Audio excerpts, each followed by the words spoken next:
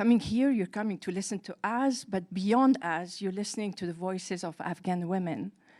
And to these, in these days where it's particularly important, I want to remind that for those who probably, everybody I guess knows, but that Afghanistan is being ruled by the Taliban since 2021. And this government has instaured gender apartheid beyond other things, but the gender apartheid that is existing nowadays in Afghanistan is absolutely unprecedented. There's not even internationally a legal framework to fight against it. And this apartheid consists of things that you might have heard of, like banning education for girls, after a certain age, banning college education, expecting the most cruel and unexplainable things from women. But one of these many, many, many edicts that the Taliban are constantly bringing out day by day is forbidding poetry, and particularly poetry that is not religious, and also not speaking poetry, because the voice of a woman should not be heard. And a woman should not, of course, participate to gathering of poetry, and many still do in a hidden way. So this anthology means really a lot to me, and I think it was really long due to have something like that.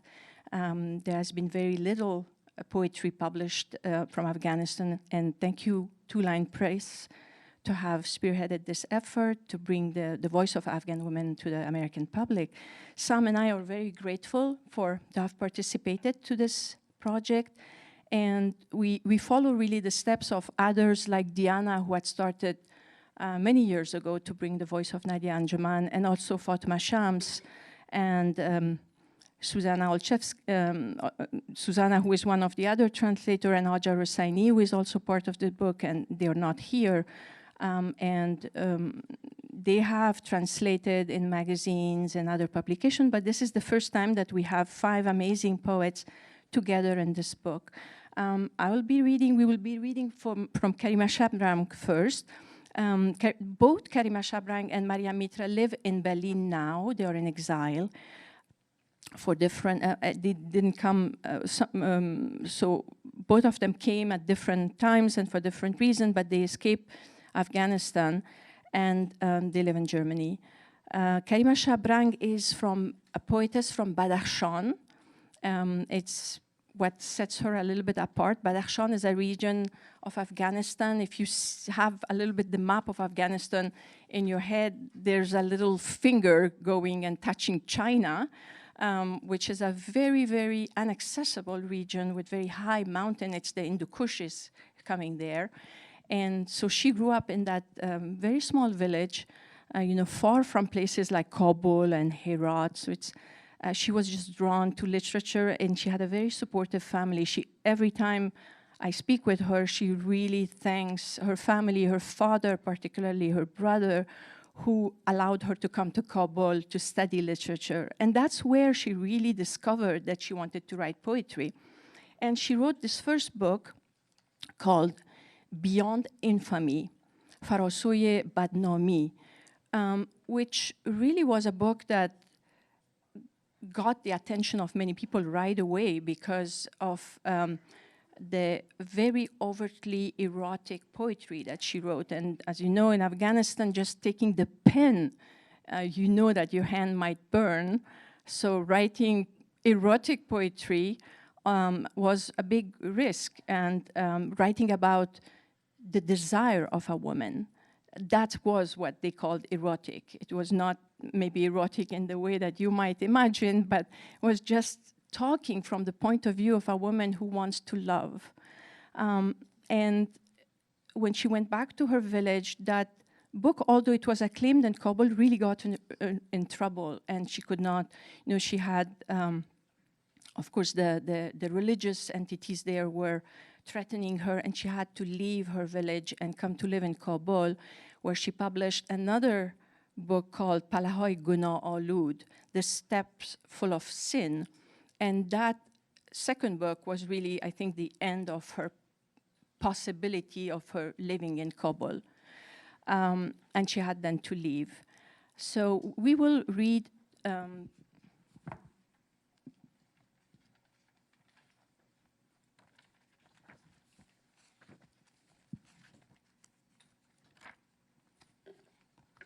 poem that is called I Endure, or at least we call it, Afghan poems usually don't have titles. In that enduring, there is really, you have to hear the voice of rebellion. There's nothing like submission in that enduring. There is really enduring because there's nothing else one can do, but there is a voice of rebellion in her poem. و عادت باید کرد به بالا رفتن از پله‌های گناه آلود زمان. درد من همه از دست بلند و بی‌مایه روزگار است. چگونه میتوانم زنده باشم وقت آزادی پروانه‌ای را که با عطر گیاه آمیزش عجیب دارد در چهارراهی بزرگ به دار می‌آویزند و گلوی مرا که از پشت 7 کوی سیاه فریاد میزند هنوز دستان اند که محکمش میگیرند. و عادت باید کرد به مسافرت تلخ دستان خودم که تنها خواب نوازش شانه هایت را میبینند. حضور تو که دل شب را در اتاقم به تماشا فرا میخواند. چه بوسه و آغوش مقدس و پاکه. آیا خوشبختی در راه است که دریغ و حسرت شبهای بیتوام را جبران کند؟ باید همه بدانند که نطفه های من و تو از بطن عشق به دنیا آمده است و بگو ما عشق را دوست داریم به اندازه یک آغوشی پاک و چشم بستن جاویدانه. هیچ دسته راه فردا را مسدود نخواهد کرد و من نمی هراسم از آن که بگویند ترانه های تو بیهوده است. And I endure, climbing the sin-stained steps of time with all my pain from fate's crass upper hand. How can I live on when the butterfly's freedom, her captivating botanical scent, hangs at the gallows at broad crossroads, and when my screams 7 dark mountains away still die in my throat under their hands, and I endure the sad journey of my own hands caressing your shoulders only in dreams where the heart of night witnessed your presence. What pure kisses, what sacred embraces. Is happiness on its way to reward me for my regretful nights without you? We should tell them all.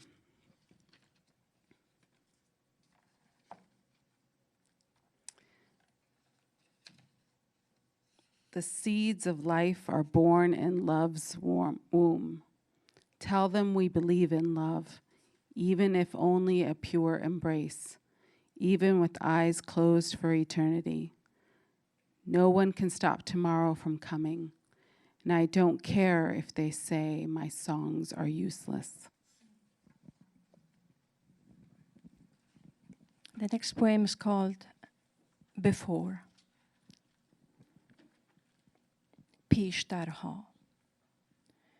پیشترها میخواستم در 30 سالگی خلاصه شوم. غروب کنم در یک صبح مه‌آلود. عبور کنم زندگی را در اشک‌های مادرم. اندوه جاویدانه شوم در نگاه پدرم. جسم سنگین باشم روی دوش برادرانم. آخرین بار نگاه کنم با چشمهای بسته به میمانهای اندوهگین و مرگ تنها یارم شود. اما امسال جغرافیای ساخته هم به وسعت عشق سرزمینه که سال نو را با بوسه و آغوش شروع کنم. دوست دارم برگردم به جنون جوانی، به قهوه خانه های آخر روز، به سیگارهای پیهم ظهر تنهایی و پیاله هایی که سکوت را تلخ و بلند فریاد میزد. تو را میخواهم دوباره در وقفه های اداری، در ساعات مزدحم روز، در کوچه های باریک و ترس های ناجوانی. با من شناور باش. مثل جویبارهای جاری روی پلچک ها می نویسم. از دوست داشتنهای دیوانوار می خواهم تاریخ شود. قدم های من، سایه های ما.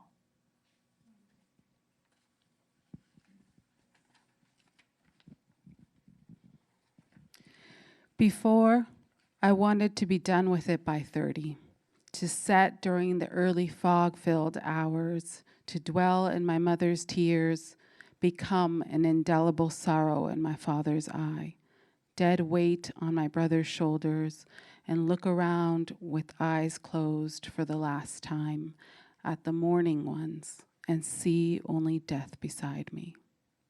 But these days, this year, I have carved a geography as wide as love, a land where I start the new year with kisses and embraces.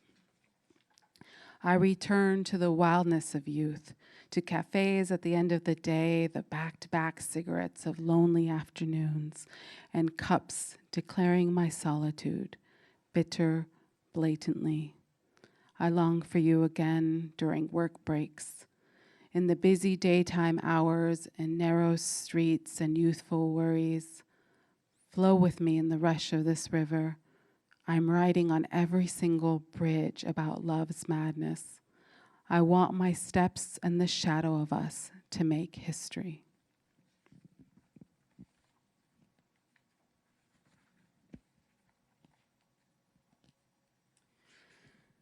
So that was Karima Shabrang. And like Karima Shabrang, our next poet, Maryam Mitra, is also living in Berlin in exile. And where Karima writes about how to exist or assert herself as equal and her desires, Maryam approaches her poetry from a slightly different angle. She studies sociology, and she's first and foremost an activist. However, you'll see reoccurring themes in this poetry of how to get along, assimilating, or how to make sense of this in-between life that one lives in exile. But Maryam, because of her studies and because of a wider lens that she takes, also brings in history. So this next poem we'll read, called Barren Plain, is where the title of the book comes from. And we'll start with the Farsi.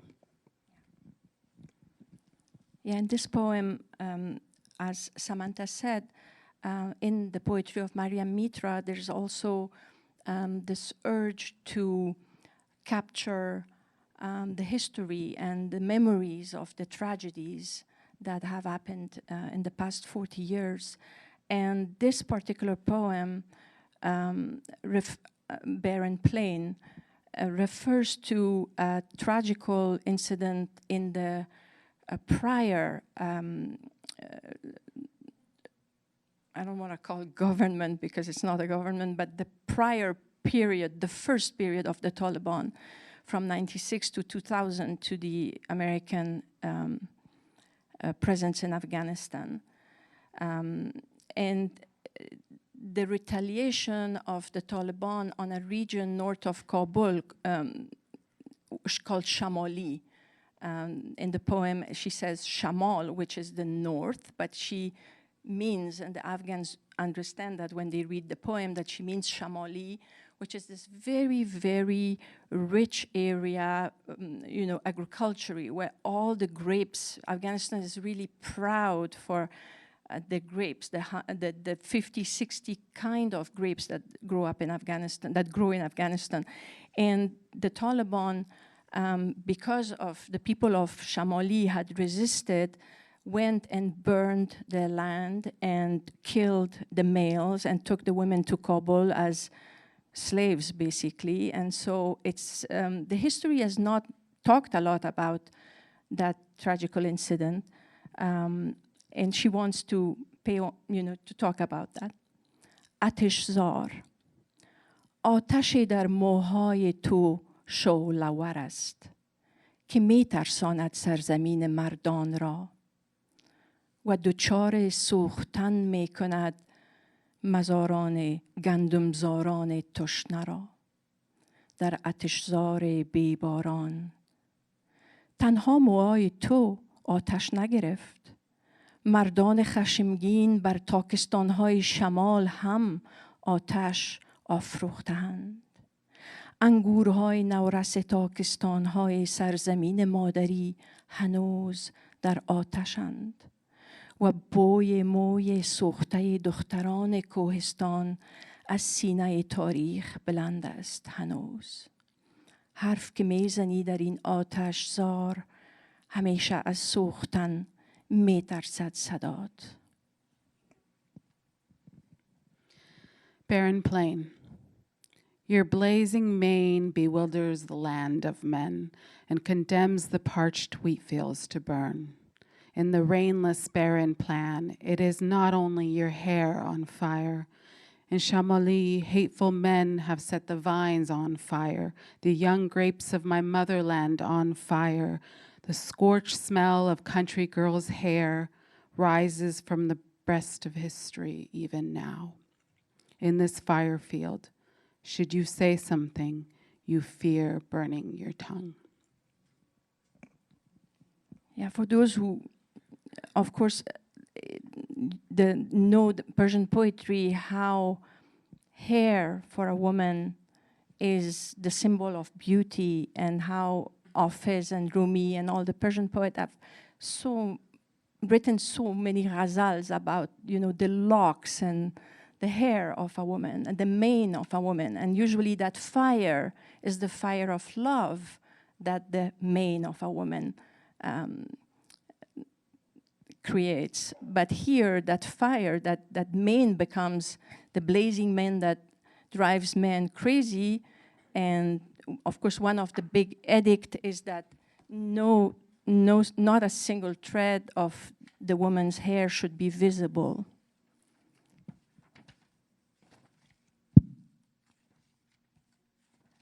Are we reading deep? Or return.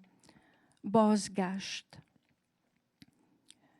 جای خالی رودخانه هر روز ترک می‌خورد در قلب من. با هر لبخند به تعویق افتاده، با هر شعر ناتمام مانده، با هر کلمه‌ای که می‌گریزد از سرم. در من رودخانه خشکید که صبح‌ها با صدایش بیدار می‌شدم، عصرها در کنارش شعر می‌خواندم. حالا شب‌ها دست می‌کشم به ترک‌های زمین خشک در تاریکی. قول می‌دهم اگر برگردم این بار پنجره را باز بگذارم، درخت بکارم وسط اتاق که انفجارهای خیابان نرزاندنش، بوی خون دماغش را خشک نکند و ریشه هایش آتش نگیرد. پرده ها را کنار بزنم، بگذارم باران نیمه شب به خانه بیاید و آفتاب صبح دوباره بتابد. برگردم و کمی بخوابم. بر باغچه مهربان کودکی برگردم و کمی بخوابم. به اضطراب گم شدن بر شانه های رویاهای شفاف دخترک در دور دست. Return. The empty bed that was a river suffers new cracks each day. In my heart, with every deferred smile, with every unfinished poem, with every word escaping my mind. A river has run dry in me. Mornings I'd wake to its song. Afternoons I'd write poems at its side. Now, each night, my hand traces the cracks of this dry land in the dark. I promise, If I ever return, I'll leave the window open and plant a tree in the middle of the room so the explosions can't shake it, the blood stench can't smother it, and the flames can't set its roots on fire. I'll draw the curtains so night rain can come in, and the morning sun can shine again in the tender garden of my childhood. Return to rest for a while, without fear of being lost, on the banks of a little girl's see-through dream, someplace far away. Thank you.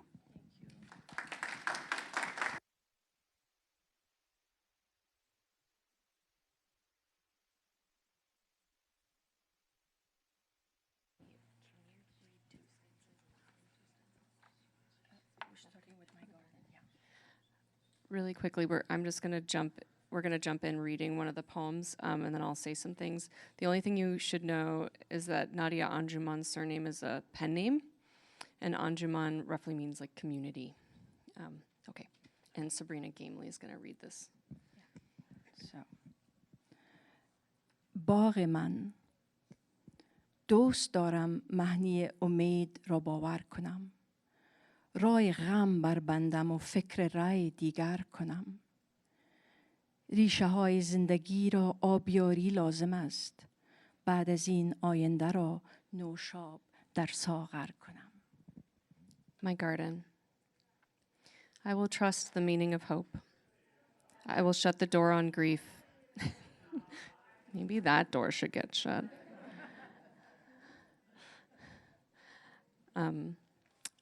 I will trust the meaning of hope.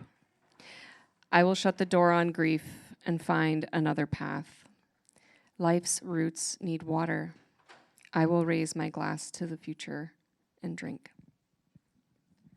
چشمه مهتاب را در سایه ها جاری کنم سروها، سروها و سبزه ها را سبز در اختر کنم باغ من در روشنی رشک گوهرها می شود گر گل خورشید را دعوت به این محشر کنم I will let moonlight spring flow through the shadows. I will grow cypress trees even in the stars. If I invite lilies to this affair, I will make gems envy my garden. روزگار از کار من افسانه ها خواهد نوشت دوست دارم سینه تاریخ را پرزر کنم انجمن گر در سرودن ها مرا یاری کند شعر ناب خویش را آذین هر دفتر کنم In time, my work will be legendary. I will fill the chest of history with gold. If Anjuman helps me write these verses, I will gild every book with pure poetry. Thanks for doing that. Yeah, thank you. And it's okay. I can. Yeah. Thank you so much, Sabrina. Deep thanks to all of you for being here, to Leslie Ann and Casey and everybody at Center for the Art of Translation, Mill Valley Library.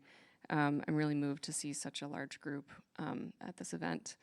I'm going to just speak really briefly about Nadia Anjuman, the person I co-translated with Marina Omar, who unfortunately couldn't be here today. And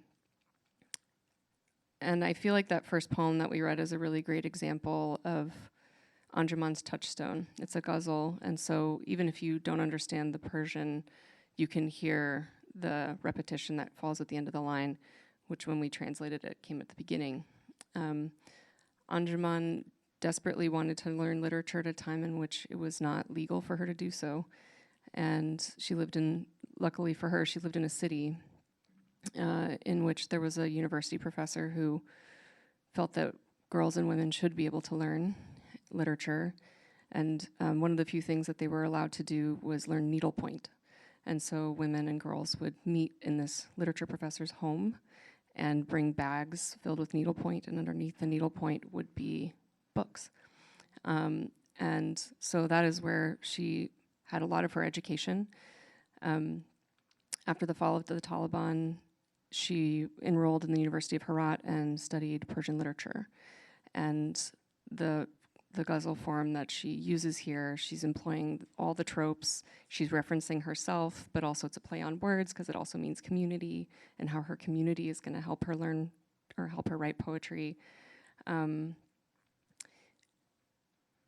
she's just this really remarkable figure, and she was this rising star in the region, had an incredible amount of readership within Afghanistan and then also in Iran and France. And unfortunately, she died quite young. And I always want to start readings with her words because of that, if only to try to forestall any of the tropes that are often thrown on women who are brilliant, who die young, particularly if they're Muslim, particularly if they're in a foreign country. I also always try to make the point that because she died by domestic violence, that is not something that is specific to that country. I feel like it's really important to state that domestic violence in the United States toward women is extremely brutal. I think it is the number 3 cause of death for women in the United States, number 1 cause of injury death. That's not to say that we are experiencing the equivalent here in the United States, but just to make it clear that we're not special in terms of not being misogynist or brutal toward women and girls here. I'm trying to think if there was anything else I really wanted to say before I read this second poem, and this will just be the other poem that I read of hers. Just that it's been a real honor to work on her poetry with Marina, who's become a good friend. And I'm also really excited because we worked on it for like 15 years and it just came out. The book just came out, Smoke Drifts with World Poetry Books. Arya Aber, who also wrote the introduction to this, wrote an introduction to that. So I recommend that you look up Anjuman. This is called Plaything. And I see why. Smoke Drifts. Smoke Drifts is the name of the book, thanks. Plaything. Oh, empty doll box. Oh, you've lost your core. Oh, your doll's top and bottom are torn and ratty, tossed to the edge of the trash heap. Yesterday, you were up on a shelf. I saw you, coquettish, your form whole. I saw you brighten the room. That papery, colorful box next to gold cups. The groping eyes of children gazed at you top to bottom. Then your body was in fate's hands. You dropped from that height. I saw your story. I saw how easily you broke. The figure inside you charmed and flirted with anyone who passed. She laughed and chatted, intoxicated by the touch of hands. Flirty and pleased, her body stole sense from children. She ruined her life and destroyed your spirit. That beautiful, soft, smooth body, as she emerged from her box, was suddenly rolling in the dirt, then down a well in a second. Now she has no feet, no crown or locks of hair. There is not a shred of her bright tulip red clothes. In the children's tussle, her head broke off, but her lips still hold that charming, simple smile. Aside from being emptied and trampled, what became of you two? In the end, they threw her away, that beautiful statue of desire. Now you are this broken form. Now you are these empty hands. You are merely time's harlot puppet. Who will care to hear you whimper? Oh, empty doll box. I too am empty, even more than yourself. I became a plaything in the hands of fate. I became nothing. I broke. My heart has fallen from me, withered, torn, and bloody, my colorful treasure, trampled by the cruelty of time. To become a plaything is a bitter tale. It only brings trouble and misery. The hand that destroyed us doesn't hear our whimpers. Oh, empty doll box. Oh, you've lost your core. Oh, your doll's top and bottom are torn and ratty, tossed to the edge of the trash heap. I just wanted to say one more thing. I think it's really important to remember that the lineage that all these poets are drawing from is ancient. I think particularly as Americans, if you go to someone in the street and you ask them what they think of when they hear about Afghanistan, they often think about war, they think about all these terrible and difficult and real things. But our nation did a lot to make that happen. We used it and abused it as a theater of war during the Cold War. And it is a rich and ancient place. And I just hope that you also keep that in mind as you hear these poems. Thank you so much.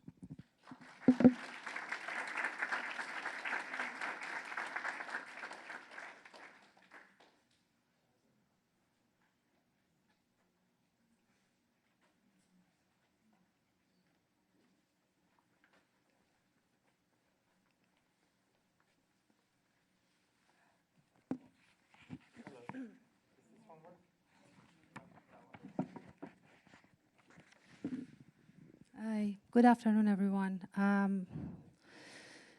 Let me start by saying how much I'm grateful to everyone who has been involved in the production of this timely and wonderful anthology at Two Line Press. So my deepest gratitude to every one of you.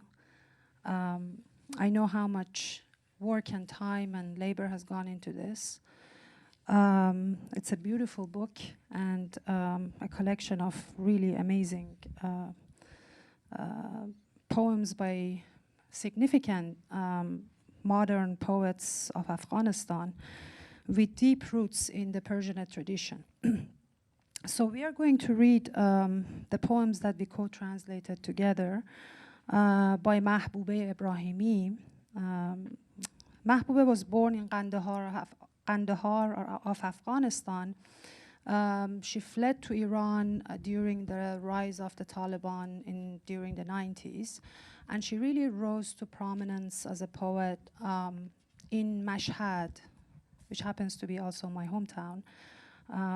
And she was deeply involved in literary activities of Dor Dari in Mashhad, which is a central institution founded by Afghan refugees in Iran, and soon became a hub for a lot of refugee Afghan poets, including Mahbube Ibrahimi. She moved to Sweden in 2011, where she has been working in the city of Uppsala as a Persian language instructor, just for those of you who are not familiar with her work. And she has published multiple works, multiple collections of poems, the most important of which are Badha Khaharan Manand, Winds Are My Sisters, Majnun Leili va Bacheha, Majnun Leili and the Children, and Be Dahanam Dar Ayene Negah Mikoni, You Look at My Mouth in the Mirror. I really don't like to talk too much about poetry. I think poetry does its own job if it's a great poem. And Mahbube is a wonderful poet. But I would just say what really drawn me to her work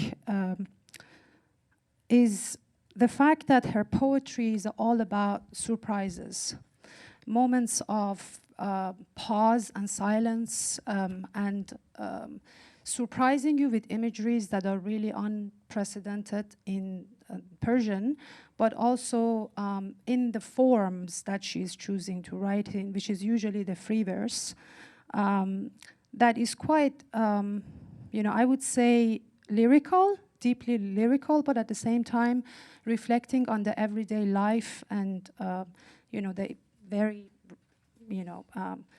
just ordinary events that then come to become a surprise, linguistically speaking, and in terms of the syntax in the body of the poem. I'll just keep it at that, and then I hope that our translations speak for themselves. کلمات سگوش. یوز پلنگی که در تخت خواب من بیدار می شود می داند امروز باید سریعتر از قطار بدود. به دخترم میگویم برای جنگل پوتینهایش را بپوشد. سربازها باید بیشتر از خودشان مواظبت کنند. شیر میریزم در گیلاس پسرم. از امروز روزها تاریکتر میشوند. ساعتهای آفتابی باید بیرون بازی کنند. دهانم را در آینه نگاه می کنم. کلمات سگوش شکسته بیرون میپرند و گوشه های لبم را زخم کرده اند. یک روز اما همه چیز بهتر می شود و نبه هایم به یاد نمی آورند پس از جنگی سخت به دنیا آمدند. Thank you. I'm going to read the translation. Jagged words. The cheetah who wakes up in my bed knows today it must run faster than the train. I tell my daughter to wear her boots into the forest. Soldiers must take better care of themselves. I pour milk into my son's glass. The day will grow darker from today. He should play outside while the sun shines. I inspect my mouth in the mirror. Jagged words fly out broken, slashing the edges of my lips. But one day, it will all get better, and my grandchildren will not remember they were born after a devastating war.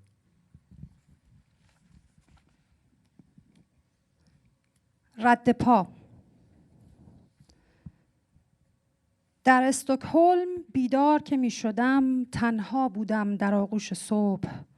سپید، سرد، آفتاب بر تحریش طلایی‌اش می درخشید. پلک که می زد بر دریاچه ها موج می افتاد. بر دل من اندوهی ناشناس. در پاریس که بیدار می شدم بی تقلا زن بودم. موهایم پیچ و تاب می گرفتند، رنگها به پیراهنهایم می چسبیدند و شکوه گم شده ای در ساقهام می دوید. در تهران که بیدار می شدم نبودم یا بودم تنها برای رفیق خاکستری پوش خودم که افسردگیش را چون رازی با من در میان بگذارد. در کابل که بودم خودم بودم، همین خودم. عصرها همیشه دلم می گرفت، به تلفن‌ها جواب نمی دادم، چراغ‌های خانه را خاموش می کردم و در تاریکی به صدای راکت‌هایی گوش می دادم که کودکیم را در داده بودند. در خوابهام جسدهای جوان راه می رفتند و رد پاهای خونیشان را بر ملافه ها جا می گذاشتند. در کابل بیدار که می شدم ملحفه ها را می شستم و خورشید را به آسمان فیروزه‌ایم برمی گرداندم. Footprint. Waking up in Stockholm, I was alone, in the arms of morning, blank, cold, the sun's blonde stubble glittered. Every blink sent waves over the lakes, an unfamiliar sorrow over my heart. Waking up in Paris, I was a woman without much effort. My hair fell in elegant curls, colors clung to my shirts. Lost glory ran through my ankles. Waking up in Tehran, I did not exist, or I did, only for my gray-clad comrade, so she could share her depression with me like a secret. In Kabul, I was myself, my own self. Evenings, my heart was heavy. I ignored the phone, I turned off the lights, and in darkness, listened to the sound of rockets that burned my childhood. In my dreams, the corpses of the young kept walking, leaving their bloody footprints on my bedsheets. Waking up in Kabul, I washed the bedsheets and returned the sun to my turquoise sky. پازل. آدم‌های تنها که هستند چه کار می‌کنند؟ من می نشینم و پازل خودم را دوباره می سازم. اول از همه آدمی را که قبلا ساخته‌ام می شکنم. بعد تکه هایش را به هم می ریزم طوری که نتوانم راحت پیدایشان کنم. تکه های به هم ریخته‌ام ناگهان هوس چای می کنند.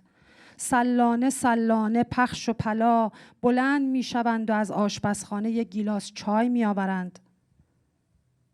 انگشت ها دنبال بندهای گم شدهشان می گردند. کامل که شدند صدای موزیک را بلندتر می کنند. لبهایم یکدیگر را جستجو می کنند در تمام رنگهای سرخ برای بوسه، نه برای نوشیدن چای. با باقی مانده تکه ها مصروف می شوم. سیاهی موهایم را با سیاهی کفش هایم اشتباه می گیرم و بلند می خندم. دندانهای سفیدم پیدا می شوند. سعی می کنم به یاد نیاورم شکل قبلیم را. شکل جدید هرچه از واقعیت دورتر سرگرم کننده تر. Puzzle. What do lonely people do when they are alone? I sit down and solve the puzzle of myself again. First, I break down the person I had solved previously.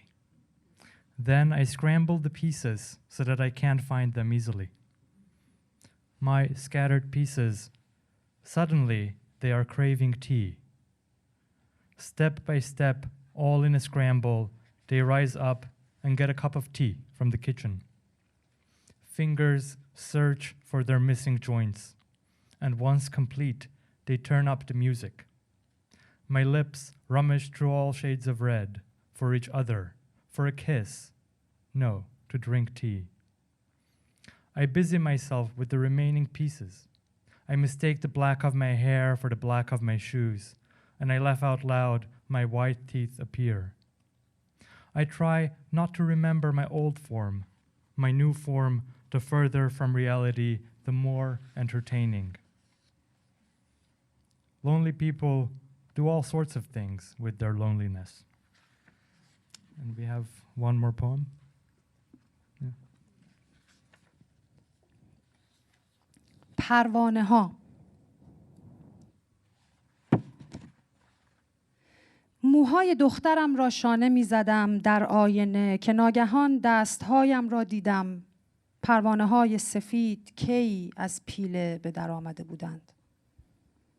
انسان نخستین آتش را به تصادف کشف کرد. من زنانگیم را که خون به شقیقه هام دوید و ناگهان انگورها از تاکها ریختند و به فکر افتادند شراب شوند. دنبال قلم می گشتم که این شعر را بنویسم. نقش‌ها و رنگ‌ها بر دیواره غارها برگشتند.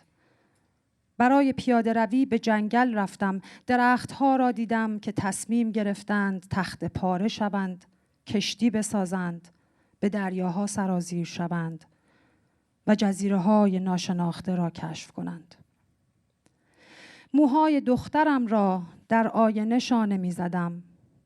پروانه ها چرخ می زدند و تاریخ تمدن زنان را سررشته می کردند. Butterflies. I was brushing my daughter's hair in the mirror and suddenly caught a glimpse of my hands. When did white butterflies emerge from the cocoon? The first human being discovered fire by accident. I discovered my womanhood after blood rushed to my temples and suddenly grapes fell from the vine and decided to turn into wine. I was looking for a pen to write this poem. Colors and patterns returned to the walls of caves. I went for a stroll in the forest. I saw the trees and decided to become planks and build a ship to sail the seas and discover unknown islands. I was brushing my daughter's hair in the mirror. The butterflies were circling and weaving the history of women's civilization.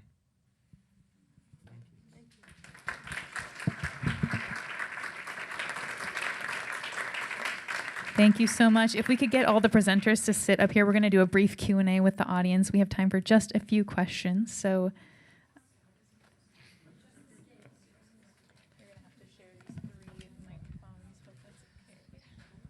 all right, does anyone have any questions? Yeah, right here. Just speaking to the use of Farsi within Afghanistan, is it regional or is it specifically for literature and education? Could you repeat? Sorry. Yeah, sorry. The use of Farsi within Afghanistan, because I assume there's probably hundreds of languages. Is it used particularly for literature or education there, or is it confined to regions? Well, no, Farsi is really officially with Pashto since, since Afghanistan was created and way before. The whole region belonged to the sphere of the Persian Empire, and Farsi was always spoken by about 50% of the population, but it also was for a long time, until the arrival of the Taliban, in fact, the official language of the government, of education. So it's not only a language of literature, it's really the mostly spoken language still today. Because Pashto speakers often speak Farsi because they have, at school you had to speak Farsi, whereas the opposite is not always, the contrary is not always the case. It's, yeah. Hi, that was great. Just a quick question on the translation piece. Are you guys, I know it's difficult to translate Dari Farsi to English. Are you capturing concepts, or is it a verbatim? Like how is the translation done, and was it difficult to actually capture what the essence of the poet is? That's a good question. Yeah, translation is all about loss, right? And there is always some form of loss in the process, depending on the poem itself and what you're trying to really communicate through the translation. But I would say that in our experience, we try to keep the form intact, and also try to be loyal and as close as possible without getting too literal, and keep the poetic quality and effect of the language in translation. But there is always, I think, there are moments of sacrifice, or particularly when it comes to indentation, there are moments where, and I think Armen will speak to this much more eloquently than I can, I think there are moments where the form in English has to also make sense. So we decide on breaking the line, or breaking the line sooner or later, depending on how the poem, if the poem rhymes, for example, or not. So, or if you want to keep the internal music of the poem in place, then you have to decide about where you pause and where you continue. So yeah, there are liberties that we take with form. You want to say anything? I mean, not to add, but maybe to subtract from what I don't know, I guess the analogy that was running through my head as you were speaking was maybe because Thanksgiving is around the corner, is like a beloved family recipe that each time you make is iterated differently, and each person iterates it differently. And I feel like we ascribe so much authority to the original that I feel like even if the same poet wrote that poem an hour later, it would have turned out differently. And I feel like I would like to dislodge that kind of like sacred, almost biblical or Quranic status that we give. Yeah, so. I'll just say one, oh, sorry, were you gonna say something? I'll just say one thing too. I think translating Persian poetry is like a particularly challenging, and were you gonna speak about this? I just want to step on your toes because you made this point really beautifully. We were at a conference on a panel together recently, but the fact that like if there's an image like a cypress, then if you have a lot of knowledge about Persian poetry, this conjures a lot of different things for you. Okay, the cypress, this is a tree that doesn't fruit, so it's known for essentially having a sense of independence, right? It also casts shadows, so that can be like comforting, like all these things that. So it's hard. It's really challenging because if you're trying to translate it to an English reading audience that just doesn't have that knowledge. That's why the book of co-translations that I wrote has like all these notes, because I just felt like it was important. And also this was something that you had mentioned at the conference that I think is really poignant to think about, is that Persian literature, like the language hasn't changed in centuries. Like it's so much older than English, like standard English as we're speaking it now. And so there's just this incredible wealth of knowledge and history that people are able to reference. What were you going to say? Thank you for what I wanted to say. That probably Diana had to translate Ghazal, where we were translating free verse, which is somehow easier in a way, translates a little bit with less pain of having to, give up that kind of melody of the Ghazal that is so difficult to give. But for Sam and I, we had a little bit of a different situation because Fatma and Armen are both poets and both speaking Farsi. So in our case, Sam is the poet and I'm the Farsi speaker. So it was a little bit of a different way, but to work. But I think we were, there's a lot of emotion in Farsi poetry that comes not only through the words, but through the melody. And so for me, it was really important to be able to feel that Samantha was really listening a lot through the melody and making me aware, in fact, of the sounds that she would hear and listen to. And so I was trying to find, of course, the same emotions, and she was looking for sounds. And I think what helped us also is we share other languages like French and German, and so we could both say, in German it would be like this, and in Spanish it would be like that, or in French. So through all our languages, we kind of felt we were getting closer to what we were looking for. Other questions? Yeah. I was wondering, since it took 15 years, is that what I heard? That was just for mine. Oh. That was just for the one that Marina and I like. So the poems that are in here that we translated of Nadia Anjuman, that was our journey. Okay, yeah, I just wanted you to maybe share about that's a long endeavor and I did other things, like I got a PhD, but yeah, it was a really long endeavor, and I definitely grew up as an artist during that time, and I think that it was kind of this baptism by fire in terms of the fact that like when you're a translator, you're the steward of that person's work, particularly if they've never been translated into English before. And the manner in which she died it has the danger of overshadowing her and her brilliance as a poet. And I found that out really quickly when I would talk to people about the project and they wouldn't have read her poems and they would be like, oh my gosh, you really need to publish that. And I'm like, what is it? And that kept happening.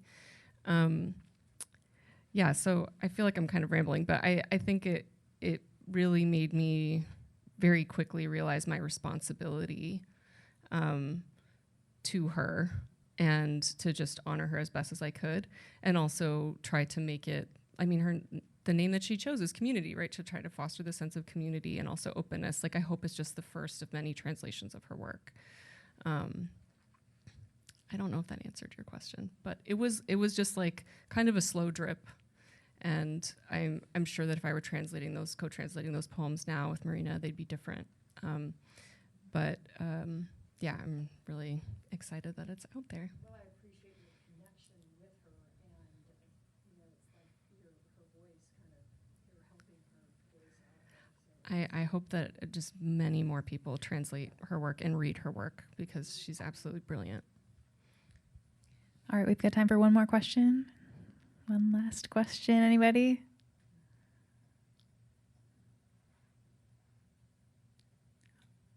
All right. Just a quick one. Did any of the poets actually collaborate with you during the translation process? Yeah? We did.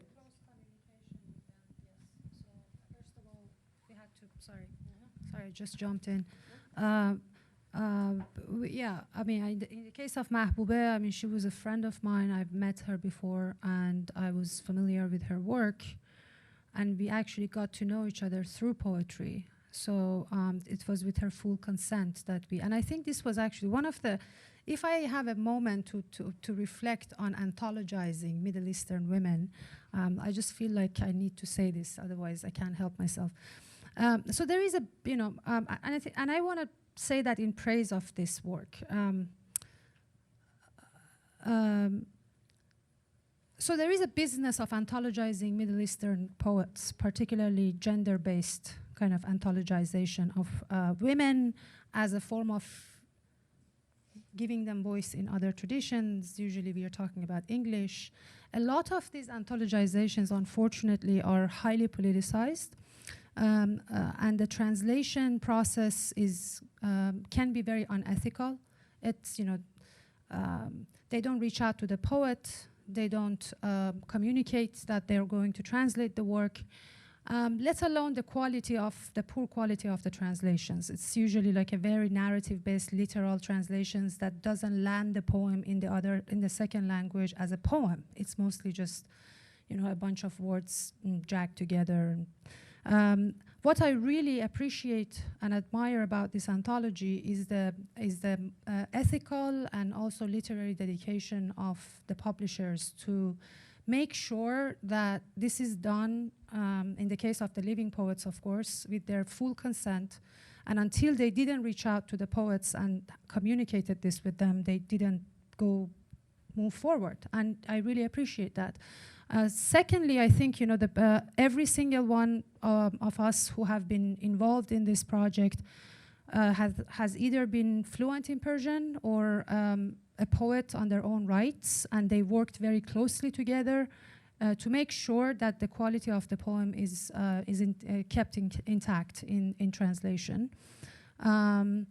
In the case of Nadia Anjuman, I think it was different because she has already passed, and I think so with poets who are not alive is a bit trickier, right? There is always a copyright issue involved. Maybe Diana can actually. I'll just say really quickly, I'm in communication with her brother, who's the executor of her estate and was her champion as she lived. So he was like really excited. I think with some of the money from this, he's helping to build a memorial to her in Herat, which is really cool. Yeah, I want just to say that I think what Fatima stressed out about this anthology is that we did not really quickly, translated a choice of poetry for the anthology, but each one of us was already engaged in these poets when Tulan Press reached out to us. And so we had heard from Mariam Mitra a couple of years ago, 2 years ago, when she won a very important literary prize in Germany, when her collection of poetry, what is the title in English? Now I forgot, I know it's in German, but I have seen the Fury of the Wind. Was published and won this prize, and so we contacted her, and we have in fact translated the whole collection, and we're looking for a publisher for that. So that's, and we have worked in very close contact with her and with Karima also. So we, yeah, and I think for you the same thing. You worked for many years, and Fatima, as I mentioned in the introduction, I discovered Mahbouba Ibrahimi many years ago through her translations that were published, you know, in magazines or press, and so yeah, that.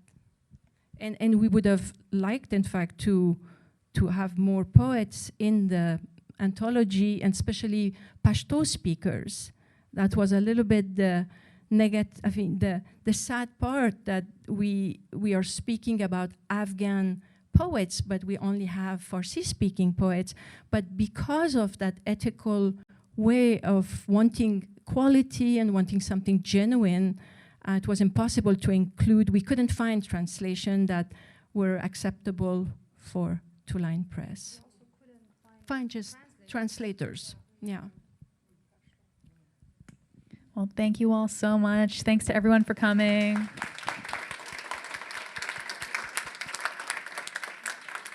Don't forget to buy some books.